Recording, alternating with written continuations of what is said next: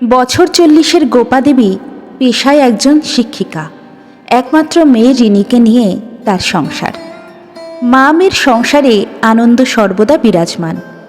সকাল সকাল মেয়েকে ঘুম থেকে তুলে খাবার খাইয়ে টিউশনি পড়াতে পাঠান। তারপর রান্নার কাজে নিজেকে ব্যস্ত রাখেন। রিনি ফিরলে একসাথে খেয়ে রিনি নিজের স্কুলে আর গোপা দেবী নিজের স্কুলে। রিনির বেস্ট ফ্রেন্ড তার মা, সব শেয়ার করে সে তার মাকে।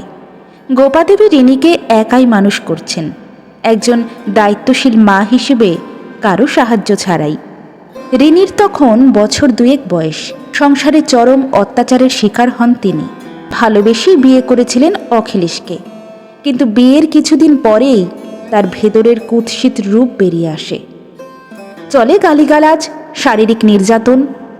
তবুও সহ্য করেছিলেন গোপাদেবী মুখ বুজে।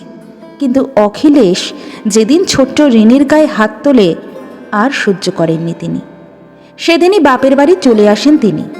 কিছুদিন পরেই মুখে না বললেও ভাইয়ের স্ত্রীর অসন্তোষ প্রায় প্রকাশ পেত। গোপাদেবী আবার শুরু করেন কঠোর অধ্যাবসায়। সাফল্য হিসেবে তিনি শিক্ষিকা হিসেবে মনোনীত হন।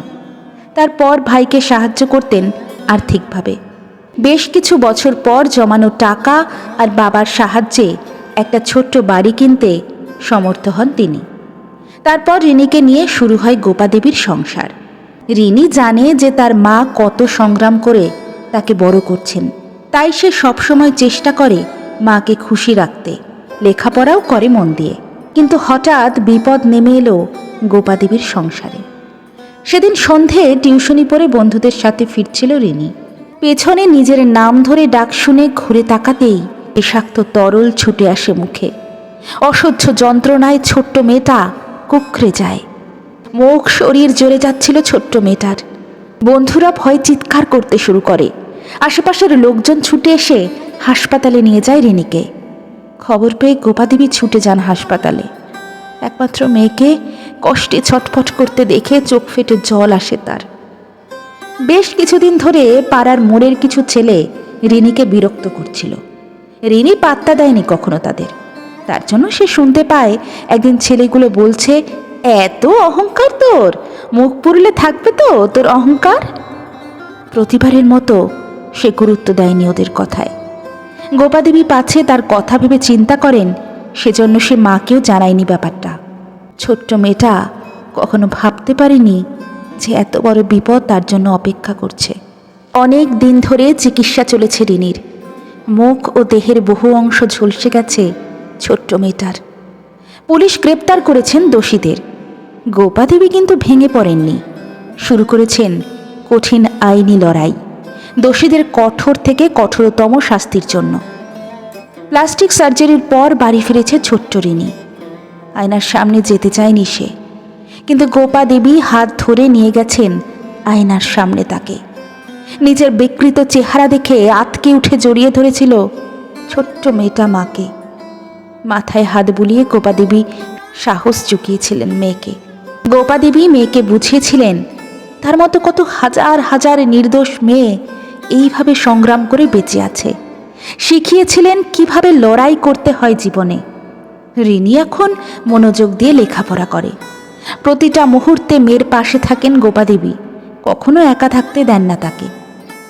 আগের মতোই মেধাবী রিনি একের পর এক ক্লাসে ভালো রেজাল্ট করে এগিয়ে যেতে থাকে। রিনিকে কখনো মুখ ঢাকতে দেন না গোপাদেবী। মেয়েকে বলেন, তুমি তো কোনো ভুল করনি, তুমি কেন মুখ ঢাকবে? মুখ তো ঢাকে যারা অন্যায় করে। রাস্তায় বেরোলে বহু মানুষ তাকিয়ে থাকে। অস্বাভাবিকভাবে অনেক খারাপ কথাও শুনতে হয় রিনিকে, কিন্তু রিনি কিছু মনে করে না। আর সে সবসময় মনে করে তার মায়ের জন্য তাকে লড়তে হবে, আর সবচেয়ে বেশি নিজের জন্য। কিছু বছর পর মায়ের স্বপ্ন পূরণ করে রিনি আজ একজন স্কুলের শিক্ষিকা। জীবন যুদ্ধের এক লড়াকু সফল সৈনিক সে। রিনির জীবনেও ভালো লাগা, ভালোবাসা এসেছে। রিনির স্কুলেরই এক শিক্ষক আপন। এক অদ্ভুত ব্যক্তিত্ব আছে মানুষটার মধ্যে। সবসময় হাসি খুশি মাতিয়ে রাখেন গোটা স্কুল। চুপচাপ থাকা রিনির মুখে হাসি ফোটে মানুষটার কাণ্ড দেখে। ভালো লাগা তৈরি হয়। কিন্তু সে জানে সমাজের অনেকেই তাকে স্বাভাবিক ভাবে না। তাই সুঠম সুন্দর আপনের যে তাকে ভালো লাগবে না এটা নিশ্চিত ছিল সে, তাই কখনো প্রকাশ হতে দেয় না তা। একদিন রবিবারে রিনি মায়ের সাথে গল্প করছে, হঠাৎ কলিং বেলের আওয়াজে দরজা খুলতেই রিনি হতবাক। আপন বাবু, আপনি এখানে? হাসি মুখে আপন বলল, ভেতরে তো ঢুকতে দিন। ভেতরে ঢুকে গোপাদেবীকে প্রণাম সেরে হাসতে হাসতে বলল, আসলে একা মানুষ তো, তাই রোববার মাসির হাতের রান্নাটা ঠিক জমে না, তাই মাসিমা আপনার হাতের রান্না খেতে চলে এলাম। গোপাদেবী হাসলেন। রিনি বলল, কিন্তু ঠিকানা পেলেন কোথায়? ঠিক পেয়ে গেছি ম্যাডাম।